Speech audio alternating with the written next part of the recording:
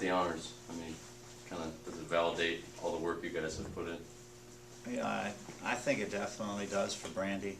I think the way that she's diversified her game and continued to work through the adversity of, first us not being very good, and then secondly the different defenses that she sees night in, night out, and just her maturity and the amount of work that she put in this summer. I'm really happy for her and really proud of what she accomplished. I think it's very, very deserving. What's this mean to you, though? I mean, you took a program 4 years ago that hadn't won a game and it really turned it around. I mean, it means I'm really good at hiring assistant coaches. I've got a great staff. I've got good players. I happen to put them in the right spots to be successful so far. But, I'm very fortunate to work with the people that I work with on our staff and across the board. So it's definitely a response to the success of our team and then the hard work of our players and our staff. You have an injury update for us? Yeah, who do you want to start with? I'm going to say Matkin's out. Huh? Matkin is out. Okay. That's what I was waiting Is for. that, Let me tweet that. are we done? Is that all you guys need? Brandy's working hard. Jeff's working hard to get her back. She looks better every day. I don't expect her to practice today. She hasn't practiced since before we went to Detroit. But we're hopeful that we'll have her back for Wednesday. I know, like everything she does, she's doing everything she can to get healthy, and Jeff's working with her daily. You guys are going to see her walk in here in a few minutes, and she's walking like a normal human again, so that's a good start. Now, whether she can run, jump, and stop will be a different story, but she's walking better, and, we'll see. Karen's going to the doctor this afternoon, so we'll be at his mercy as far as what he decides. And Heidi's made progress every day. We're thrilled with Heidi's progress. Don't think that we're to the point where we'll see her on Wednesday, but it's something that's getting better daily. It's something that we could immediately have a week to 10 day setback with swelling or inflammation or anything like that. So it's really hard to say any more than she's making progress, but unfortunately not ready to play yet.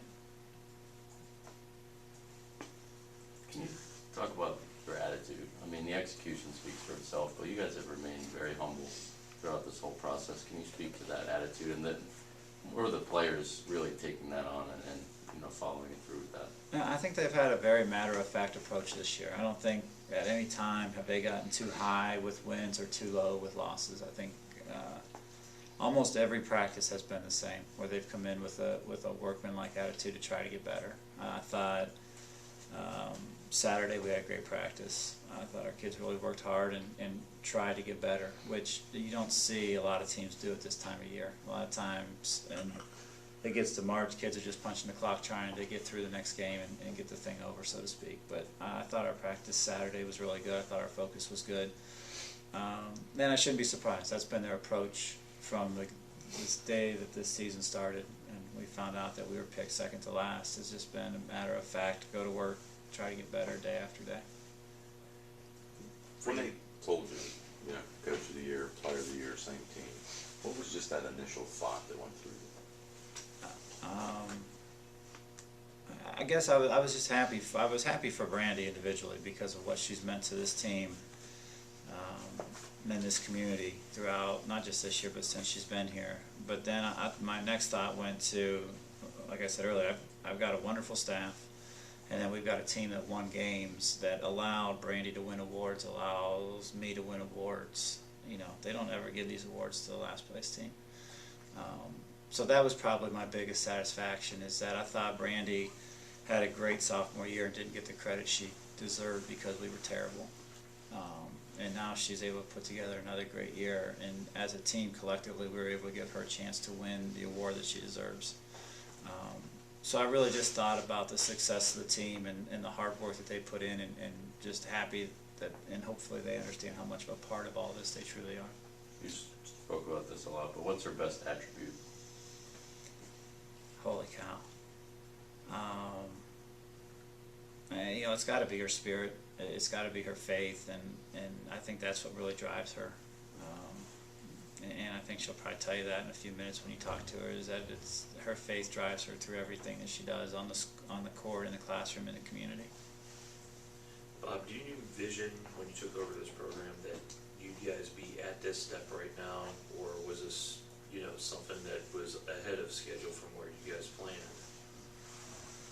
Well, somebody told me last year that it'll take as long as it takes, and I did not like that, but I learned that to be true, and that you just work and you try to do the best you can do, and I don't know where we are in the continuum of it. I don't know, hopefully this isn't the top, hopefully there's still steps to be taken, but wherever we are, it took us this long to get there, and however long it takes us to take the next step, it'll take, and you know, there's just, I don't know any other way to get there than just to work hard and continue to try to get better day after day. Cleveland State, you were there last year in the tournament, they knocked you out. Kind of a different story this year. Yeah, but I think it's something that's all fresh on our minds. You know, we went up there and lost consecutive games. Not a lot of teams get the opportunity to lose 2 in a row to end the season to the same team. But I definitely think that's something that's in our minds. We know that they ended our season. And they played us tough twice this year, and so we'll be expecting a very good effort. I mean, I'm sure in their minds, you know, they've beat us up a couple times in the last couple of years, and they probably think that they're primed to make a run to make a tournament run. So we'll get their best effort, I'm sure. Do you have to prepare as if you're not going to have Brandy or Karen? I mean, and how do you do that if you have to? Well, thankfully we've been practicing without Karen for the last 2 weeks, and we practiced this week, and again today we'll practice without Brandy. So we're giving kids a lot of reps, and you know, it's easy to insert Brandy into things.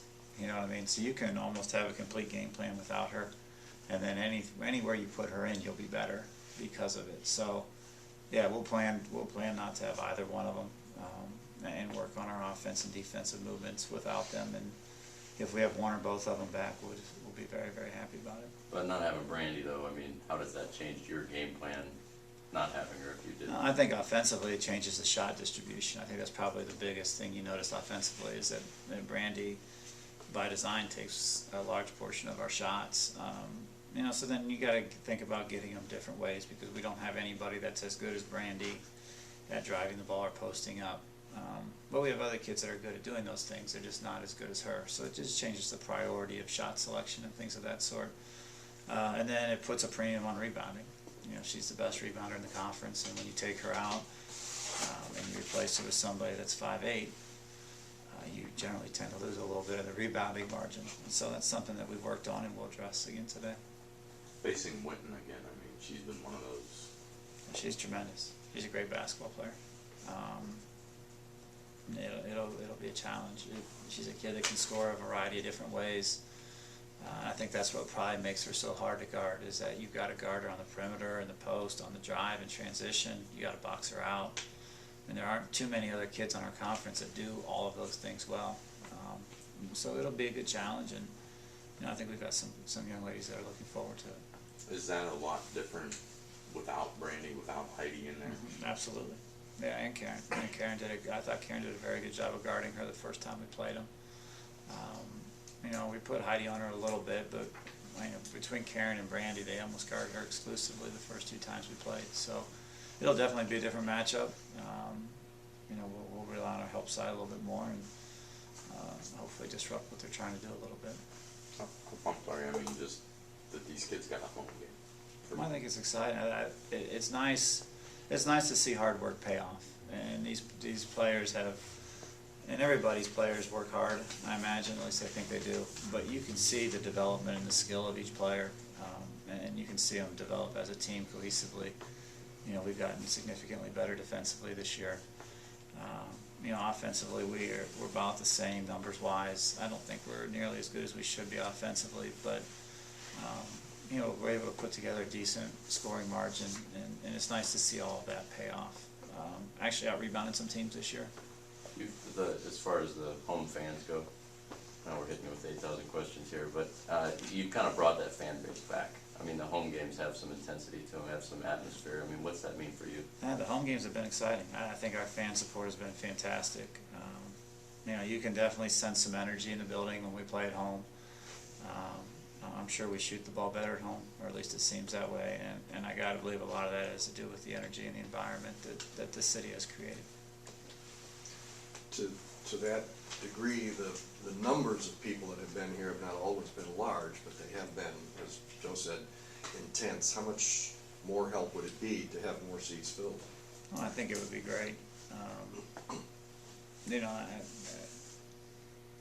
I think the people that come to our games are very passionate about our sport, and they create a great environment.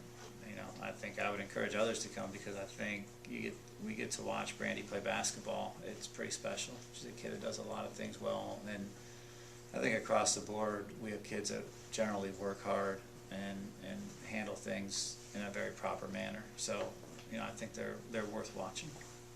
We touched on Brandy, you know, and you being the coach and player, but Charray making the all-newcomer team. Charay's done a fantastic job for us. You know, when we sat here for our first interview, I was very open in saying that we don't have a point guard that I like playing.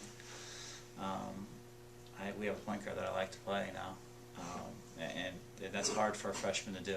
For 29 games and at times have to guard. She's guarded post players. You know, our season opener at Pitt, she guarded their post player just for a better part of the game because Heidi wasn't there and Karen got in foul trouble. She's guarded point guard. She's handled the ball for us.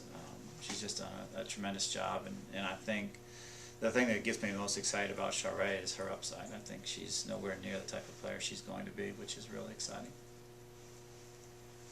Coach, and I'm sorry if I missed it in an earlier question, but with all that hard work that you talked about and getting to this point, finishing second, having the home game in the first round, and then having to face the challenge of maybe being without 2 or 3 of your better players, what kind of it's almost like there's no justice.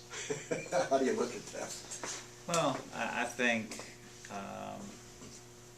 you know, that just means that the next player has to do her job, and it's given players like Amanda Barger a platform to play a lot more, and you know, Ashley Lawson's come back from injury, and Taylor Vizdek's gotten in some games, and those kids have just taken the approach that they've got a job to do, and they've got a lot of faith in what we do offensively and defensively, and you know, those kids are going to have to come in and do the job. They certainly won't do the job that Brandy could do. She's as voted on the best player in the conference, but they'll do the best job that they can do, and hopefully that'll be enough for us to get through Wednesday and get us up to Green Bay on Friday.